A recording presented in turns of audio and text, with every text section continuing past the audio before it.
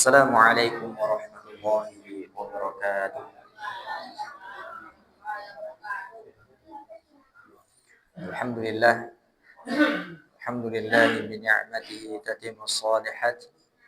Asyhadu an la ilaha illallah wa asyhadu anna Muhammadan 'abduhu wa rasuluh. Allahumma salli wa sallim wa barik ala nabiyyina Muhammadin wa ala alihi wa sahbihi wa man tabi'ahum bi ihsanin ila yaumiddin.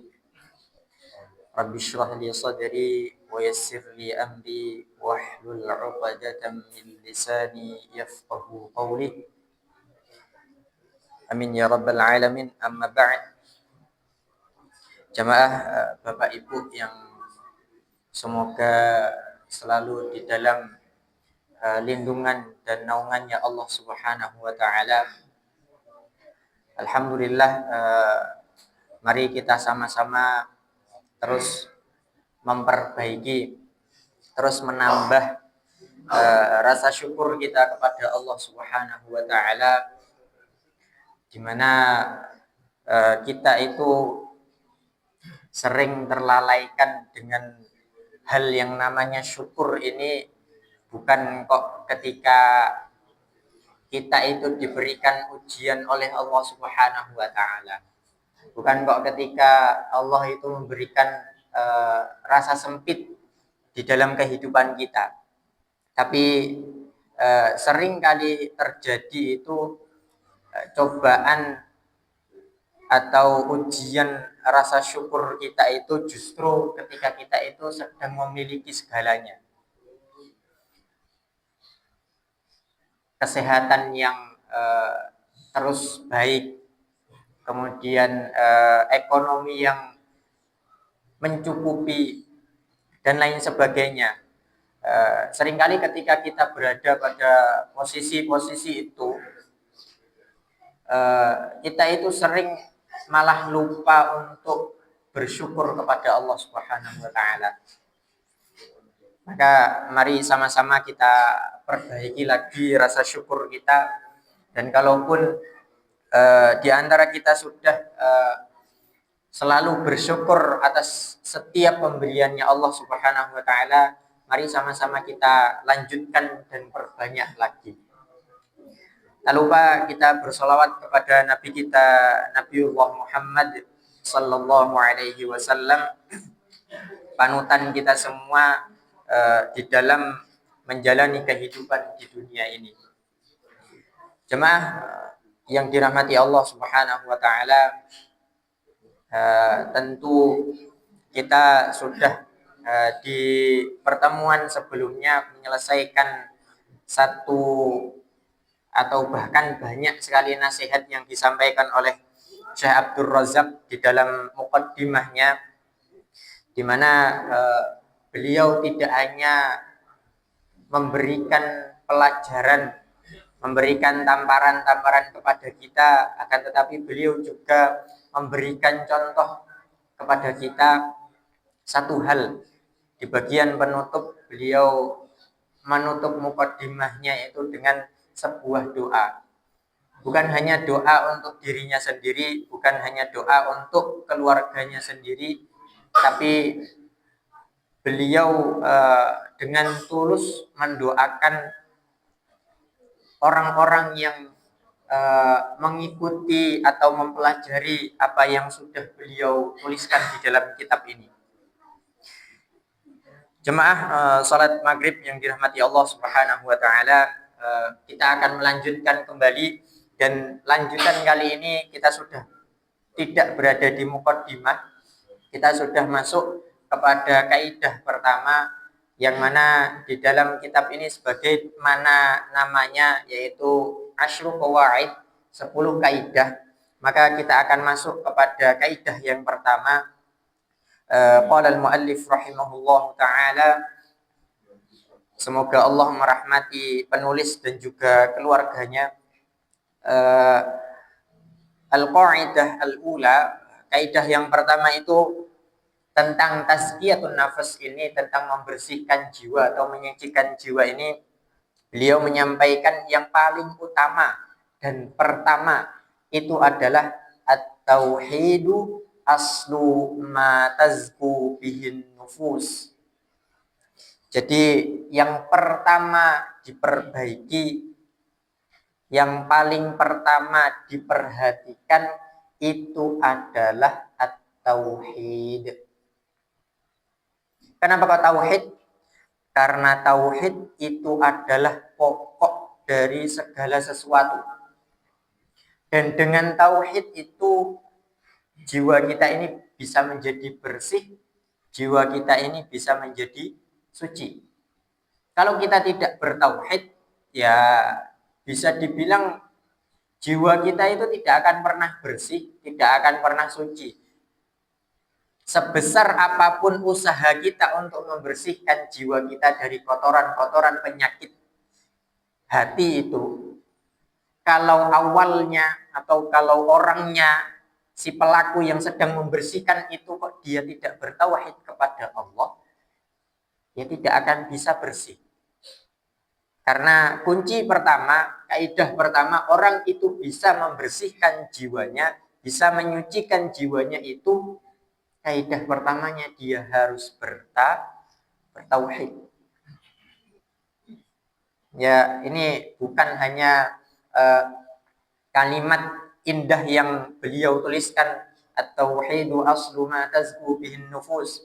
Tauhid adalah pokok segala sesuatu yang dengannya itu jiwa bisa menjadi bersih dan suci. Itu bukan hanya kutipan-kutipan yang sepele Bapak Ibu sekalian. Akan tetapi kalimat ini punya hakikat yang sangat besar sekali. Karena di tauhid inilah yang menjadi inti kehidupan kita sebagai hambanya Allah Subhanahu wa ta'ala. Ya, sebagaimana tadi disebutkan, jiwa manusia itu tidak akan bisa bersih tanpa tauhid.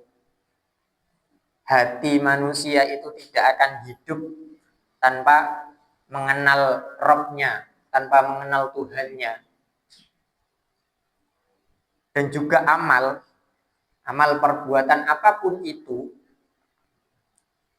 baik itu kecil ataupun sampai yang terbesar, kalau tidak didasari dengan tauhid, tidak didasari dengan mengisahkan Allah Subhanahu wa ta'ala, yakin nggak yakin pasti tidak akan diterima oleh Allah Subhanahu wa ta'ala kalau tidak didasari dengan tauhid.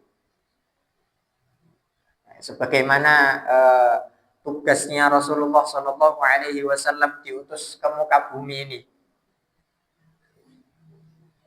yang paling pertama beliau perbaiki di masyarakat Mekah atau kaum Quraisy khususnya itu bukan kok dari segi sosialnya, bukan kok dari segi moral kehidupannya, apalagi dari segi ekonominya. Tapi yang paling awal Rasul itu diutus adalah untuk memperbaiki diri manusia dan kembali kepada tauhid. Gak ada yang lain Bapak Ibu sekalian. Dan itulah yang terjadi di masa kenabiannya Rasulullah di kota Mekah. Yang ditanamkan itu hanya tauhid. Yang ditanamkan itu hanya mengesahkan Allah Subhanahu wa ta'ala. Gak ada yang lain. Maka ketika sudah selesai masa pendidikannya para sahabat tentang tauhid, mau seberat apapun ujiannya, mereka akan bisa melaluinya. Sebagaimana kisah-kisah yang sudah kita ketahui dari kehidupan para sahabat. Kemudian penulis melanjutkan, inna tauhida huwal ghayatul lati min ajliha khalaqanallah wa awjadana. Jadi sesungguhnya karena tauhid ini adalah bentuk dari tujuan utama Allah itu menciptakan kita dan mengadakan kita di muka bumi ini. Jadi Allah itu nyiptain manusia itu ya satu-satunya tujuannya adalah bertauhid kepada Allah Subhanahu wa ta'ala. Jadi manusia itu bukan kok setelah diciptakan oleh Allah kemudian manusia itu hidup di dunia ini tanpa arah. Bukan kok manusia itu setelah diciptakan oleh Allah ke muka bumi ini hanya untuk disuruh bekerja, disuruh makan, minum, tidur, istirahat dan lain sebagainya. Kemudian meninggalkan keturunan ketika nanti manusia itu sudah waktunya menghadap Allah kembali. Bukan seperti itu yang diinginkan Allah Subhanahu wa ta'ala. Walaupun hal-hal tadi bekerja, makan, minum, tidur, kemudian memiliki keturunan itu sudah sunatullah ketika manusia hidup di dunia. Tapi itu bukan tujuan utamanya Allah menciptakan kita. Tujuan utamanya kita diciptakan oleh Allah Subhanahu wa ta'ala itu adalah mewujudkan tauhid kepada Allah semata, tidak kepada yang lain. Baik itu kadarnya hanya setipis tisu,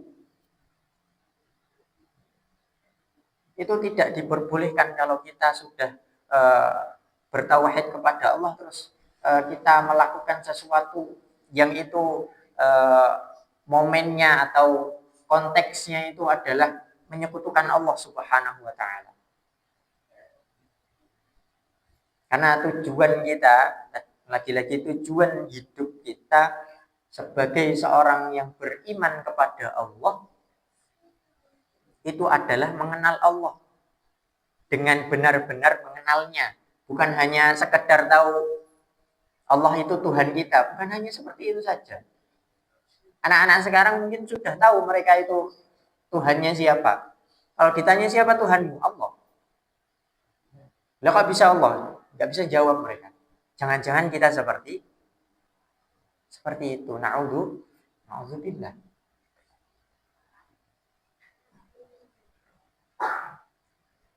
Selain kita mengenal Allah Subhanahu wa ta'ala, kita juga harus menyembahnya.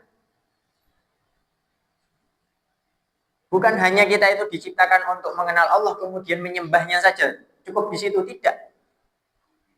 Kita juga harus memurnikan ibadah yang kita lakukan itu hanya untuk Allah saja. Terus berhenti di situ, tidak. Masih ada lanjutannya lagi.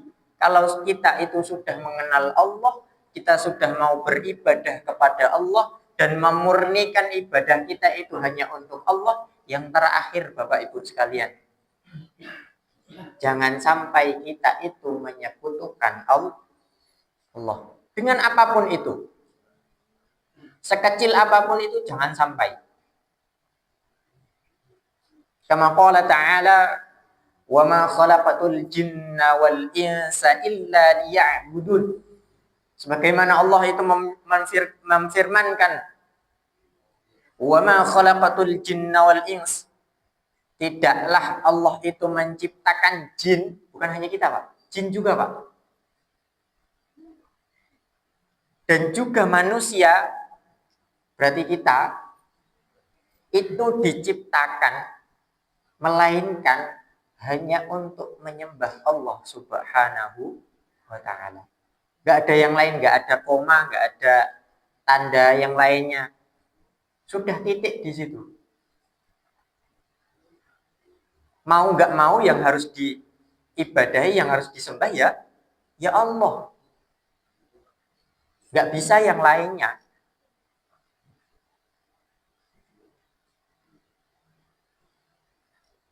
Jadi ayat ini sekaligus menjadi dalil kenapa kok kita diciptakan di muka bumi ini. Dan ayat ini juga memberikan ketegasan kepada kita bahwasanya kita sebagai manusia itu diciptakan bukan untuk dunia. Diciptakan bukan untuk memperbanyak harta. Bukan hanya untuk meraih kemewahan-kemewahan di alam dunia yang fana ini. Tapi kita diciptakan itu untuk ibadah. Dan ibadah itu bisa dilakukan ketika kita bertauhid. Kalau kita nggak bertauhid, bagaimana bisa kita beribadah? Oleh karena itu, kenapa kok rukun Islam yang pertama itu harus bersyahadat? Baru disuruh ibadah-ibadah, sholat, zakat, puasa, haji, terus ibadah-ibadah sunnah lainnya itu. Karena di awalnya sudah syahadat atau bertauhid kepada Allah Subhanahu wa ta'ala. Karena kalau kita beribadah Bapak Ibu sekalian, dan ibadah kita itu tidak didasari dengan tauhid, itu sama saja dengan tubuh manusia, dia itu hidup tetapi ruhnya itu hilang. Nggak tahu arah mau kemana itu nggak tahu. Ruhnya sudah tidak ada, ruhnya sudah mati. Kalau amal perbuatan itu, amal kebaikan, kalau tidak didasari dengan tauhid, itu sama halnya seperti pohon yang tidak berakar. Pohon kalau nggak punya akar kan, yo hidup kan mungkin nggak lama. Hidup saja nggak tahu berapa lama, apalagi memberikan manfaat kepada manusia. Sama halnya ketika dua orang yang sedang membangun rumah, sedang membangun bangunan. Yang satu terlebih dahulu menggali tanahnya, kemudian menanamkan di situ mungkin cakar ayam atau pondasi yang banyak itu, yang kuat, yang kokoh. Dia perhatikan bahan-bahannya, takaran semen, kemudian pasir, dan lain sebagainya ditakar dengan takaran yang pas, sehingga menghasilkan pondasi yang sangat kuat sekali. Dan yang kedua, orang yang butuhnya pengen punya rumah saja.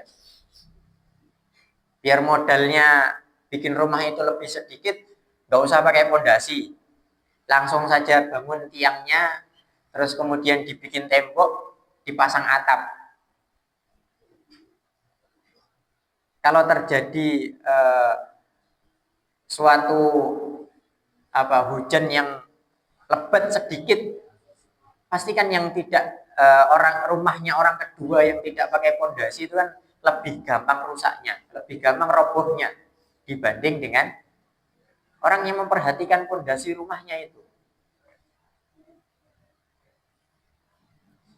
Nah, begitu pula dengan jiwa kita Bapak Ibu sekalian, kalau tidak diberikan, kalau tidak dibangun berdasarkan tauhid, maka jiwa kita itu lebih mudah rapuh.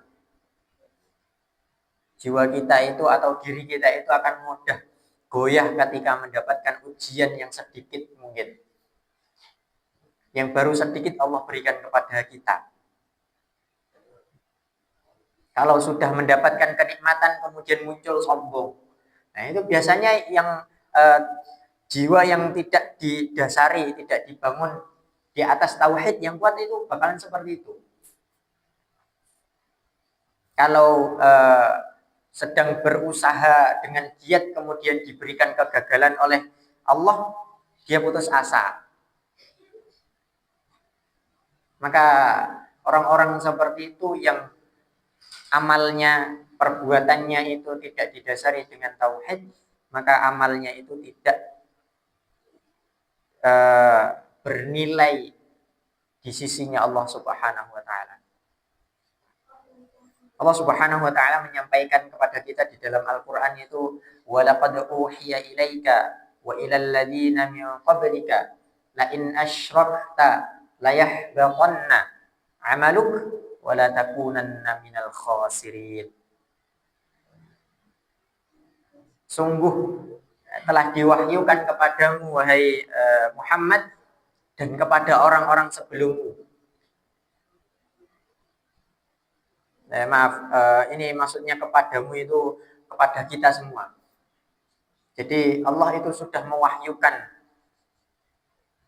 bukan hanya kepada kita tapi juga kepada umat sebelum Nabi Muhammad juga.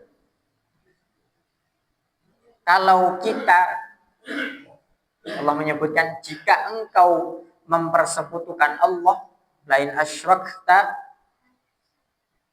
la yahbatanna 'amaluk, maka Allah pasti akan menghapus seluruh amal perbuatanmu.